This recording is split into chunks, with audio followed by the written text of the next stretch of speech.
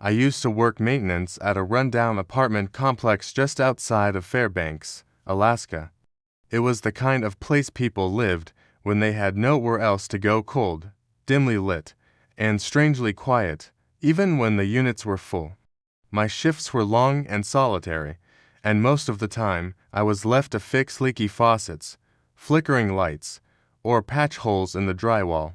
But there's one memory that stayed with me, and I don't think I'll ever be able to forget it. It was early November, already dark by 4 p.m., and we were heading into another brutal winter. One of the tenants, an older woman in Unit 3A, called to complain about a constant banging noise coming from the unit next door. She said it sounded like furniture being dragged at night. Screeching, low thuds, even the occasional knock directly against her bedroom wall. The unit she was talking about was 3B, and the thing is, 3B was supposed to be empty. I checked the records. The last tenant, a guy named Richard Lennox, had moved out back in July, left in a hurry, didn't leave a forwarding address. The manager told me to check it out anyway. Maybe someone had broken in, or a raccoon had gotten into the walls. It wasn't unheard of. I went up around 5:30. The hall was quiet, smelled faintly of cigarettes and mildew. When I got to 3B, I immediately noticed something was off. The door was closed, but the keyhole had been taped over from the inside. Just a little sliver of gray duct tape pushed out through the seam.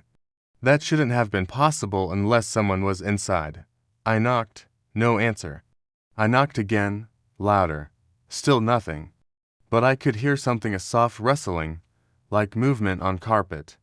Then silence. Against protocol, I used the master key. The unit was pitch black inside. No lights, no furniture. Cold as hell, too, colder than the hallway, like the heat had been off for weeks. I stepped inside and called out, "Maintenance."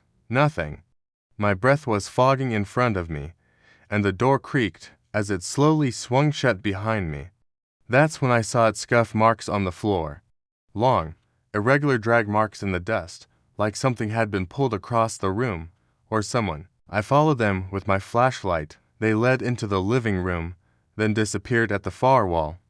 But there was no furniture, no signs of life. Just that unnatural cold, like standing in a freezer. I backed out, fast, closed the door behind me, and left the unit locked.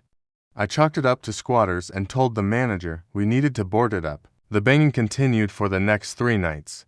Tenants on either side complained about footsteps, whispering, and something they described as laughing, but wrong. One of them, this quiet guy who kept to himself, actually left in the middle of the night.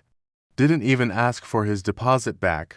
On the 4th night, the hallway security camera glitched from to 13 a.m. to 16 a.m. 3 minutes of static. When the footage resumed, the door to 3B was open, swinging slightly. But what froze me was the shape standing just inside the doorway, barely visible. A man, tall and motionless, had tilted at a strange angle, like it was too heavy for his neck. You couldn't see his face, just a dark blur where it should have been, but you could feel him watching. I went back during daylight, with another maintenance guy for backup. The room was still empty, still freezing.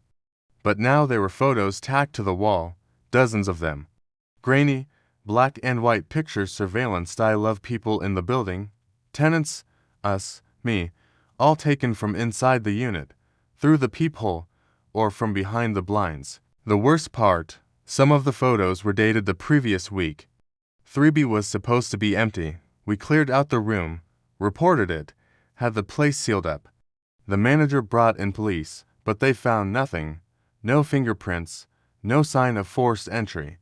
But the tape on the peephole kept reappearing, like someone was inside, blocking the view. Eventually, they sealed it permanently, welded the door shut. Management told everyone it was a storage unit. I quit not long after that, moved to Anchorage. I still think about that unit sometimes, especially when I wake up in the middle of the night and feel like I am being watched. Like someone standing just out of view, head tilted sideways, breath cold, laughing, but wrong. And I swear sometimes, When it's quiet enough, I can still hear the banging.